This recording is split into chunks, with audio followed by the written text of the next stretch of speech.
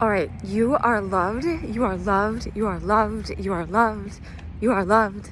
If I'm gonna have to say this for 15 minutes, I'll do it. Just watch. I will, if that's what's gonna be best. My name is Dr. Cheryl Meyer. I am a psychologist in my day job, but I have this giant heart. See this heart? I've got one in my chest. For people, for you, I just want you to know that you're loved, because I know how long I went without that love, wanting that love, craving it and blocking it from myself and not wanting to block it from myself, but nevertheless blocking it from myself. I see a gardener, so I'm gonna walk over this way. Let's see where I'm gonna go. All right. Did I tell you you are worth loving? You are loved and you are worth loving. All right, say this to yourself. It doesn't matter how silly it seems. Say, I am worth loving. I am worth loving. I am loved and I'm worth loving. I am worth loving. Look at the sun. The sun is shining on my face. Let it shine on you. Let's see. I can't see in my screen there.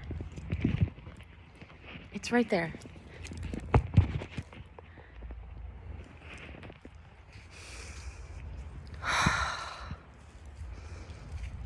If I could summarize all of what life is and what therapy is, the word therapy in Greek, therapos, it just means healing. It means healing.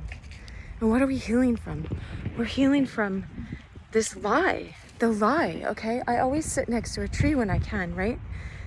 And so there's this lie from the beginning next to a certain tree, there's the tree of life, and then there's the tree of the knowledge of good and evil. But you don't have to believe any of that, right? I don't want to alienate anyone. Just welcome. Be here with me, right?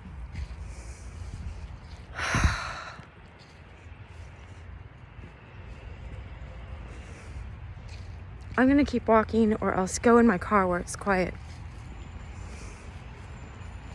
We're not interrupted, so I can tell you this, right? So there's a lie. This is always at the root of whatever's going wrong with me or my clients or anybody, is there's some kind of lie that we took in as a truth when we were children, right? And so it's about... We're invited to be wise as a serpent, innocent as a dove. And so what does it mean to be wise? What does it mean to gain wisdom? What does it mean? How do we gain wisdom on this and get the upper hand over this lie and let go of this lie? Now let me describe to you how you can detect this in your life.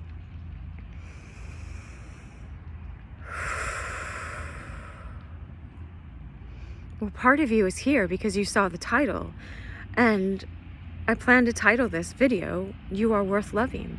I am worth loving. You are worth loving. So part of you knows that, right?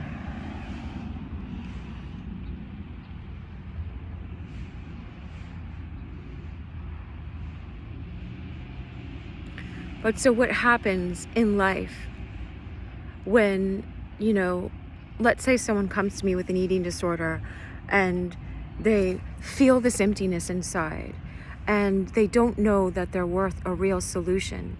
And so all they found, because their parents didn't give them a real solution, they didn't give them the real love that they were craving for, right? And so we develop this entitled inner child that's just like, well, I'm gonna, and don't judge it. You don't have to judge it. It's just our egotism. It's just the way we go. It's like, well, I'm gonna find a solution, whatever.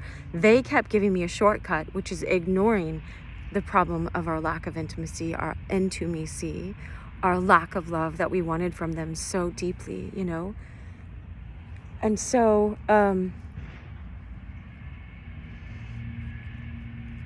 that's a quick fix. And so look, we learned a pattern of doing quick fixes. And so let's just say that we are going to food to try to fill it up in ourselves. And then we couldn't stand what was happening. Like, we didn't want to get bigger and bigger. And so this is why people would vomit up their food. It's just a ritual that they go through that doesn't solve the problem, that keeps them in a circle that actually is destroying their teeth and their body and all these parts of themselves, right? But it's like if we ask them, they're like, no, I don't wish to be doing this. I wish, it's like if you ask someone addicted to drugs or something, you'd ask them, do you really wish to be on these things? It's like, well, when the high is there, you feel high. When you are full of food, you feel endorphins, and all these chemicals get released. And so in the immediate, you feel a high, all right? But there's this verse, if you will, right? And again, you don't have to share my faith practice or anything, but you can understand. It says love never fails. And this isn't just love, like, it's fine. This isn't like just a love of like, oh, I love you, like an egotism love. This is, I can show you, but I'm gonna move again. Where did I put that? Yeah. This is this deeper love. In the Greek, they have different words for love, but this word is agape, and I think in Hebrew it's ahava. Oh. See, look, just because the sun is behind a cloud doesn't mean there's no sun. What happens is when we believe the lies, when we're invested in the lies, we I got cowboy boots on today. Like, let's kick these problems away, right?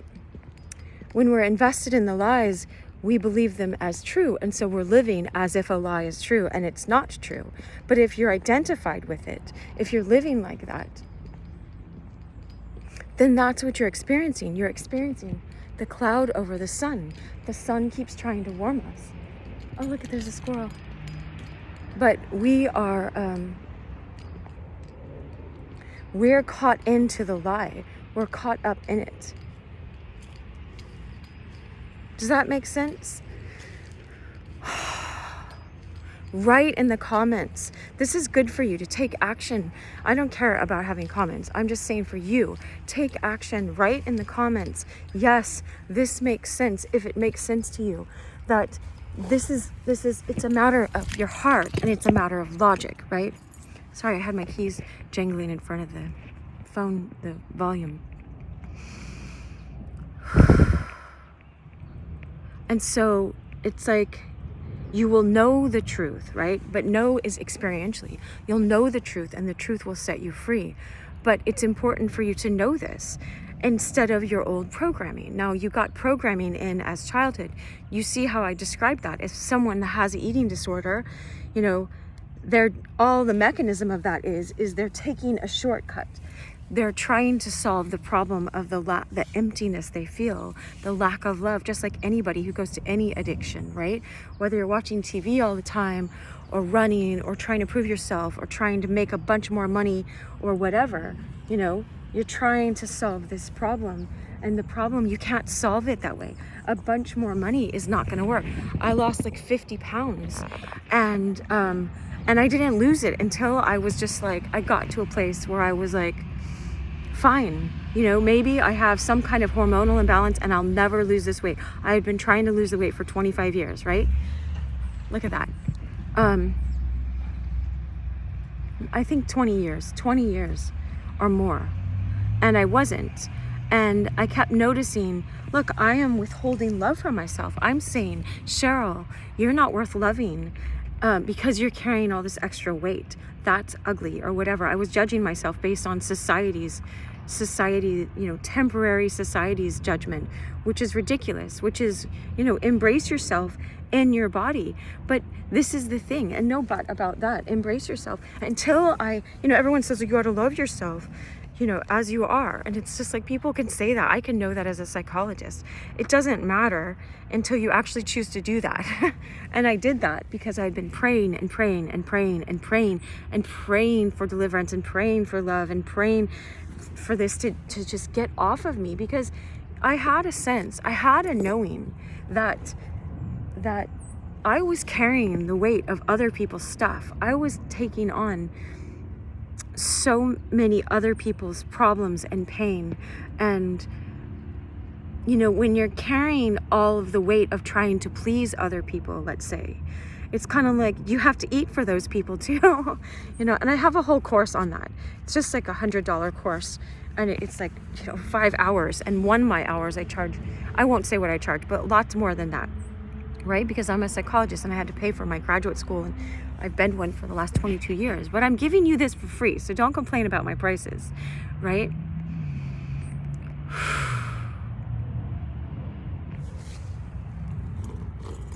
Let me show you what I wrote in my journal for us, right?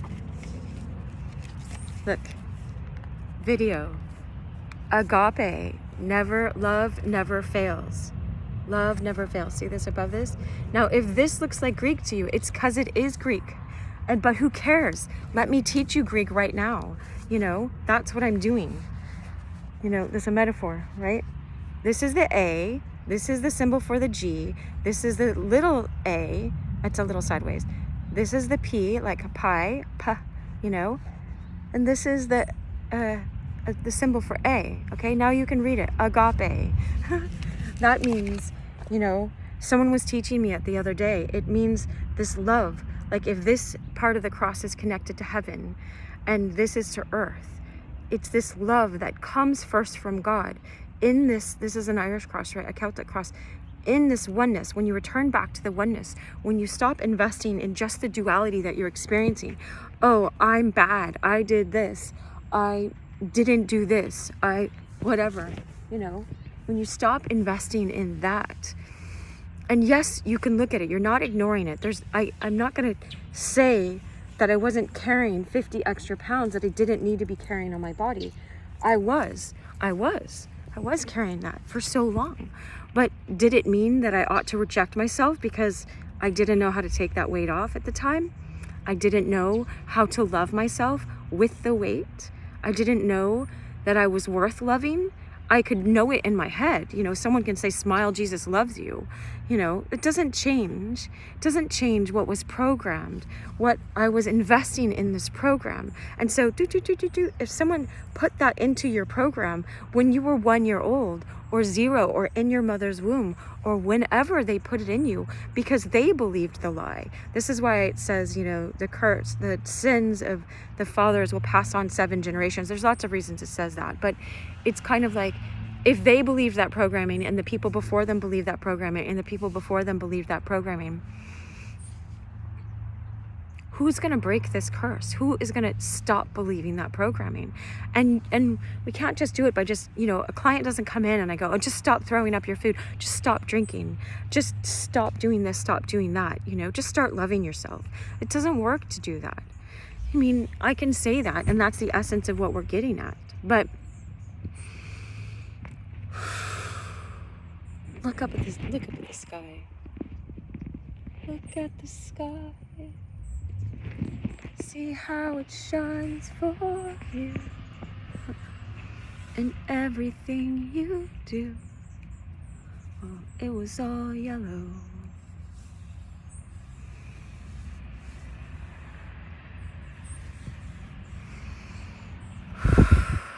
I do this on purpose. Take a moment. Let this video remind you to take a moment to feel yourself as deep presence. To know yourself beyond your skin color, beyond your body type, beyond your gender, beyond... Look. Oops. I have this ant crawling on me with food. You know, it's carrying food. I'll let it get off. Okay? Oops. Get on off. Get on off. They're living a whole life down there, right? I don't want to interrupt them. Know yourself as your soul in a body. Your God consciousness. God created you. Know yourself as this being, as who you were in your mother's womb, before you came out, before you had a name. Is this person worth loving? If he or she is, then choose to love this person of yourself. Choose to know, I am not my actions, I am not my body, I am not any of this stuff, I am me. And that will help you. as you grow in presence and becoming present in the present moment.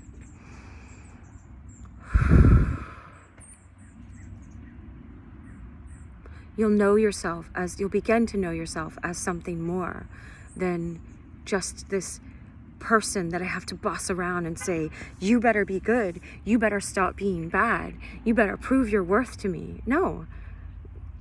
I heard this morning in this prayer, I was listening to this prayer group, I was part of it, they were praying and the teacher was teaching, and he's on Zoom, or whatever, on one of those platforms. It wasn't Zoom, but it was like that, a live meeting. And he said, the love begins first with God's embrace towards us. It's just like Michelangelo's picture of God reaching out on top of the Sistine Chapel, and man's finger is just like this, all we have to do is like go like this, and God's hand's reaching out earnestly for us.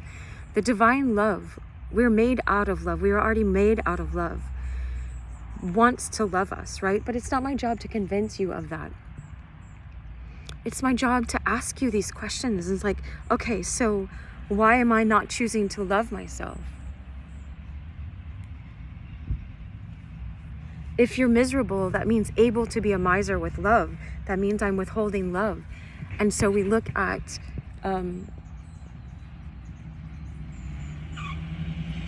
why am I choosing to be stubborn? I'm choosing to be stubborn and withhold this love from myself. Right? This love that I could have. Stubborn is a mixture. I learned this, right? It's just like if you're learning cooking. I learned this. I went to 9 years of graduate school, right? So let me share that with you so you know. Stubborn is a mixture of anger and inflexibility, right?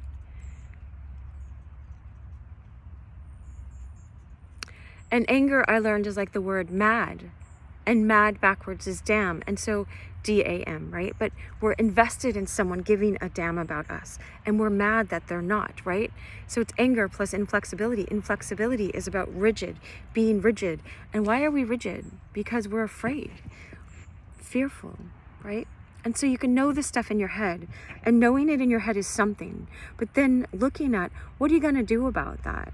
What are you going to do about this anger? Because we can have this wounded inner child that becomes like this entitled inner child that's just demanding, you need to love me. You need to love me. We're pointing like that, You have to love me. You have to read my mind. You have to heal all my emotions. Well, they ought to have loved you when you were a little girl or little boy, little child, But for whatever reason, they weren't in high consciousness. They didn't choose to take that path of learning how to break this cycle and break their own programming. But you can break your own programming and go, what lie have I taken in? Why have I chosen to follow them and repeat that message that you're not worth loving when you are worth loving? Look, see, am I worth loving? If you found a baby over there in the dumpster behind the grocery store, would that baby be worth loving?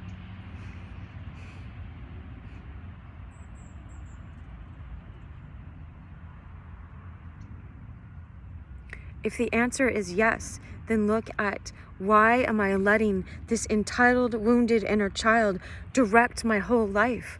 Why do I keep demanding this from outside? Instead of, like Jesus said, take the plank out of your own eye, and then you will see clearly how to remove the speck. It'll be like this little speck in someone else's eye, and then this giant tree is in ours, right? Because we didn't realize, because we were rejected so much in childhood for whatever reasons. There's not a reason. That's not unreasonable, right? It's not of love, because they didn't know how to align themselves with love. All righteousness is right wayness. Jesus said, I came to give you my peace, this peace that passes understanding. I give you my peace. And not as the world gives, give I to you. And the word that they used in Hebrew back then is shalom, which means wholeness, which means true peace. And so this is a peace that passes understanding that can be given to you, right? But they're not going to shove that on us. No one's going to shove that peace on us. That's not peaceful. You get to choose it. You get to choose, how long am I going to keep following after their programming? Or am I going to let that go? Am I going to go, I've just been using this weight, or using my addiction, or using my toxicity, or going back to that toxic person as an excuse to just go, to keep numbing myself because I kept feeling like I wasn't worth loving. And so sometimes we don't even offer love to ourselves because it's not loyal to the way they brought us up. It's going, no, I'm not going to agree with you. I'm going to act a different way. I'm going to choose to go a different path. I'm going to choose to go the path of real love, sincere love, and intimacy. And that's different than what they showed you. And so they could be saying unconsciously, you're a bad little girl, you're a bad little boy. Don't go on the path of love. You can't do that. That's too hard. That's not possible. Just keep taking these shortcuts to numb yourself. No, you're worth more. Ask yourself, that little baby, you'd say, that baby is worth everything, worth all the love. And so that's what I was going to say in the morning in this prayer. They said our repentance, our turning away, from the brokenness, from what's not love, is we don't turn away until we accept the love. The embrace happens first. Christ said, while you were sinners, while you were like this, look at who he talked to, who he was with.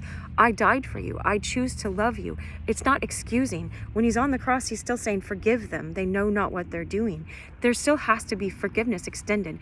It's not excusing the wrongs that we've done. It's not excusing that I put my body through all that wear and tear by carrying those extra pounds for all those years. But guess what? Now, the divine love uses that like I can freaking fly. You know what I mean? I'm so much lighter because divine love is so above all of this. It can take all of our bad and use it as fertilizer for good. It just uses it as fertilizer. So you just surrender all of it as fertilizer and admit you're wrong, Admit the actions you did were in the wrong. But you're not wrong in this truth that you are meant to be loved. You were believing a lie. Well, I was believing a lie. That's the only way I can tell you. So I was believing a lie. And I just wrote down this verse that they were just reading. I've had to hear this so many times for it to get through, It's like, it says in Ephesians 1, right? And just don't worry about this if you don't follow this path. It's just, St. Paul noticed this, right? Because he was ordering Christians to be murdered because he disagreed. He said they're disruptors. They're telling something false that doesn't go along with my identity as this Pharisee, as this religious, righteous person, It was messing with his identity until he was stopped and blinded on the road, And I don't want you to have to be blinded, but if you do, just thank God that you're still alive. You're alive for a reason, because this truth was meant to come to you, and it's coming to you right now, right? But he says, being alienated from the life of God through the ignorance that is in them because of the blindness of their heart. I forgot the blindness was in that. You know what I mean? So Paul can speak on that because he was struck blind, and he was blind in his heart before. And so he's speaking of what he knows. These people are speaking of what they know.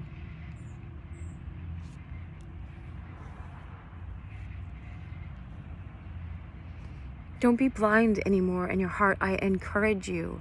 I invite you to go, why am I holding on to being a miser with love? When I have the ability, this is what I always tell my clients, is like, if here's the sun and I have the ability to be aligned with the sun and let the sun shine through me to myself, like let's say I'm acting as a different part of yourself. When you're being miserable, you're turning your back on yourself. You're just getting this, and it blocks the love of the divine. It blocks it like the cloud was blocking the sun. It's just you're not experiencing the fullness of love because you're insisting on following a lie. And that's why the enemy of our soul is called the father of lies, right? Because he just speaks lies, and from the beginning. You don't have to understand all of this. Just take what you can and choose to keep repeating to yourself, I am worth loving. I am worth loving. I am worth loving. All right, you are worth loving, and I love you, or I wouldn't be sharing this with you. I don't want anyone to stay in the pain that I was in for so many years that I didn't need to be in, all right? But we're in it until we're out of it, right? The contrast of all of that pain is showing us, how long do you want to keep holding on to this? When are you ready to let go of it? And bring me your fear, bring me your stubbornness, bring me your anger, and just go, divine love, help me with all of that. All right, I wish you love. I have a meeting that I'm meant to go to. I'm like this. You're like, that means the grace of our Lord Jesus Christ, the love of God and the fellowship of the Holy Spirit. Go back to the oneness. Go back to the love. Drop down. Your head doesn't understand all this, but your heart's like, yeah, I want that love. And you can have it. You can have it. It's yours. Much love.